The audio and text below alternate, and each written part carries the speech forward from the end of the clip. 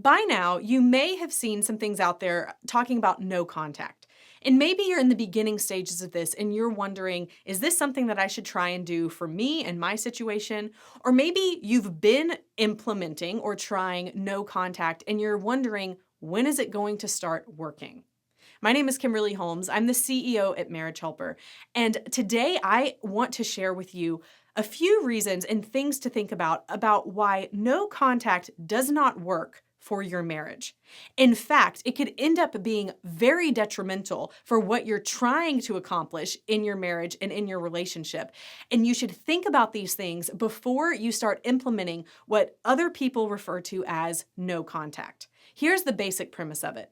The premise of no contact is that for a set period of time, and everyone who talks about it has a different set period of time that they talk about, whether it's 2 weeks or 30 days or 60 days or whatever it might be, you ignore your ex.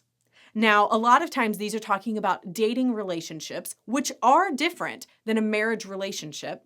And they're talking about you do not speak or you ignore calls or texts from a person that you were in a relationship in because, and it all boils down to this basic premise of absence makes the heart grow fonder. If you're not talking to them and they're not hearing from you, then they begin to wonder, well, where are you? Why is she not texting me? Or why is he not calling me? What are they doing? There's even some people that go as far to say that you should also start doing this FOMO on your social media. Like you need to get them to have a fear of missing out. Start posting about all these amazing things that you're doing with the motive of getting your ex, the person that you were in a previous relationship with, to get jealous and get them to want you back. That's the basic premise behind this whole thing. And here's the reason that no contact doesn't work. It all boils down to what is your intention behind it. But before I continue, be sure to subscribe. We want to be sure that you are getting the best relationship content out there.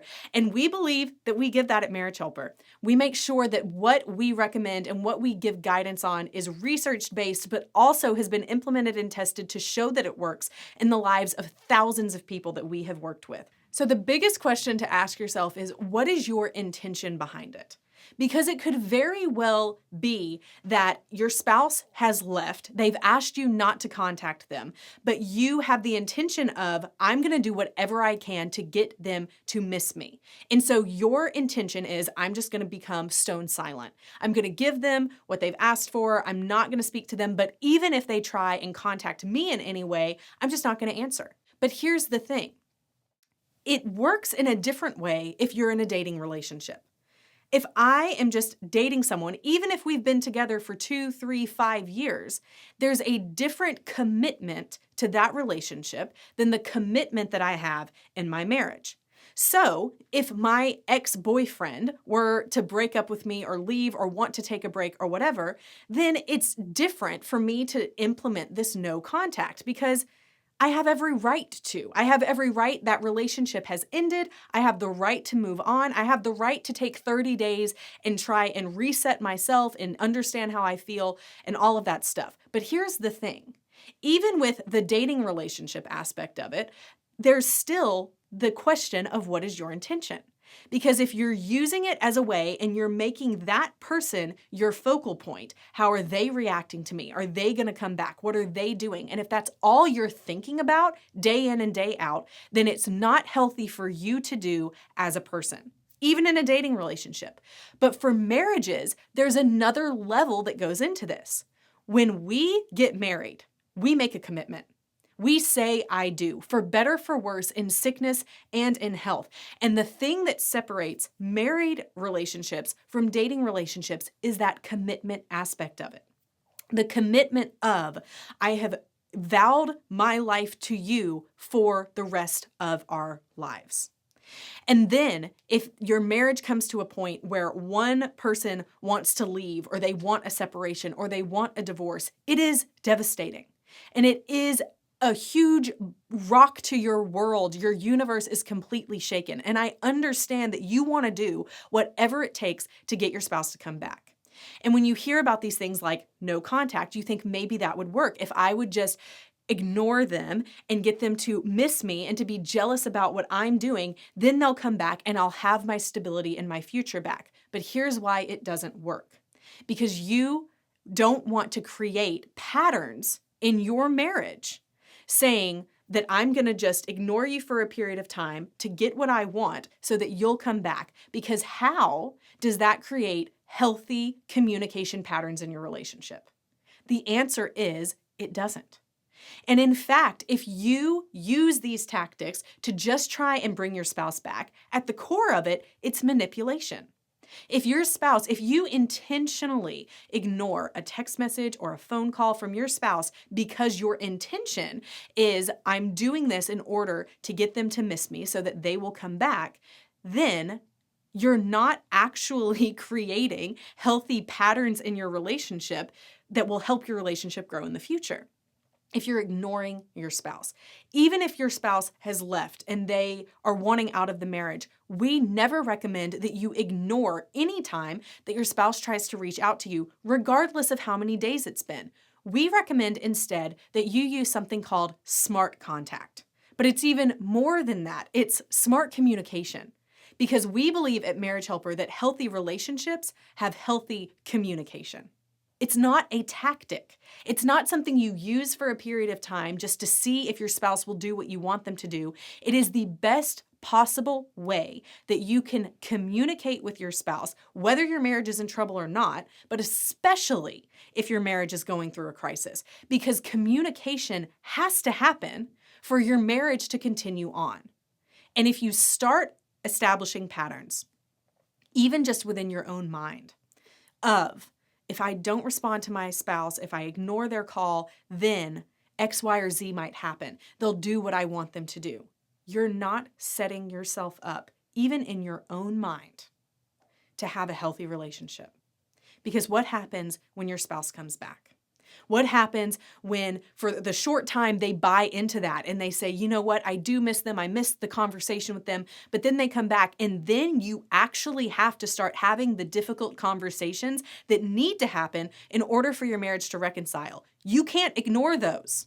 You can't manipulate your spouse into doing things at that point. You have to do the right things for your relationship at that point. Using tactics, whatever they might be, is never going to get you there. You have to do the hard work, the real work of understanding how to have a healthy communication relationship with your spouse from the get-go, and especially during hard times, in order to make your marriage work. We would love to help you learn how to communicate with your spouse in ways that are research-based and proven in the lives of thousands of people. And we have prepared something for you for that in what we call the Smart Contact Toolkit. We go through exactly what smart contact means, how you can apply it in your relationship, and how you can use it to create healthy communication styles and patterns in your relationship. I understand that fear of missing the person who's been a part of your life for so long and wanting them to talk to you. I get that. We get that.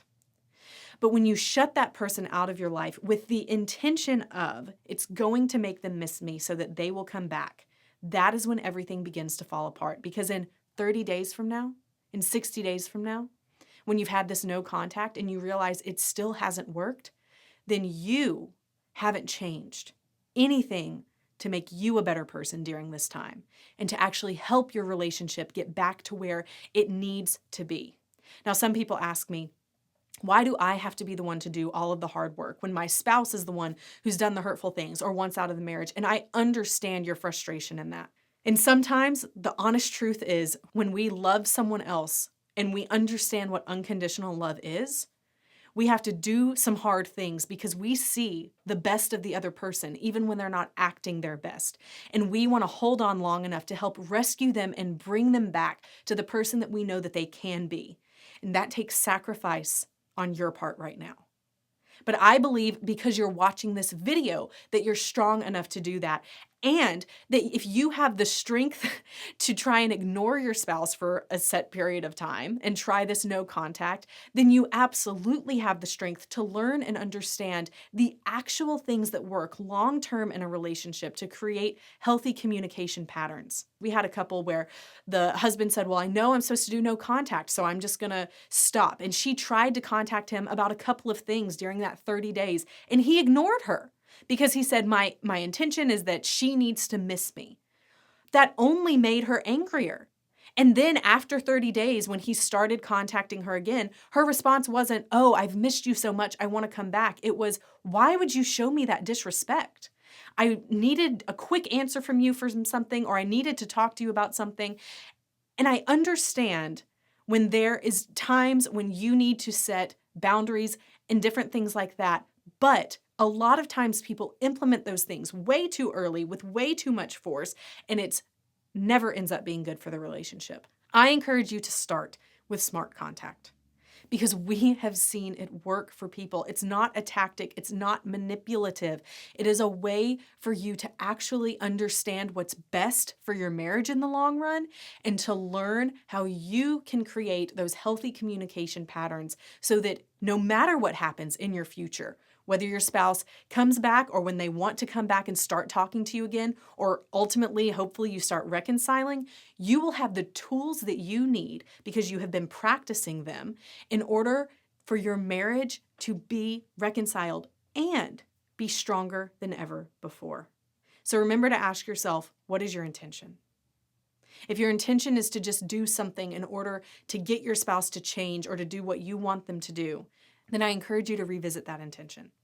Even with smart contact, you might be saying, but my intention is going to be for them to come back. I encourage you for your intention to be for you to learn the things that you need to do to create healthy communication patterns in your relationship, regardless of the way your spouse might be acting right now. When your spouse becomes your focal point, everything else tends to go not as well as it should. It goes negative. You get anxious, you get overwhelmed. It becomes chaos in your mind. We want to help you move past that. And smart contact is the first way that we want to help you do that. You can get the toolkit below. We would love to see you inside of that toolkit where it explains everything, answers your most frequently asked questions. But whatever ends up happening, we at Marriage Helper are here to support you. Be sure to subscribe to our YouTube channel where we're releasing these videos all of the time. But also comment below. Let us know, have you tried no contact? What did it do for you? Have you tried smart contact? What has that done for you? We would love to hear your personal experiences and share those with others as well. Until next time, please contact us if we can do anything for you. In addition to our Smart Contact Toolkit, we have workshops, we have coaching, and we have online courses to help you have your marriage be stronger than it's ever been before, no matter what has happened. You can find out more by clicking the links below or visiting us at marriagehelper.com. You can always also call our office and speak to our amazing team of people by calling 866-903-0990. We would love to help you fix, rebuild, and grow your marriage the healthy way.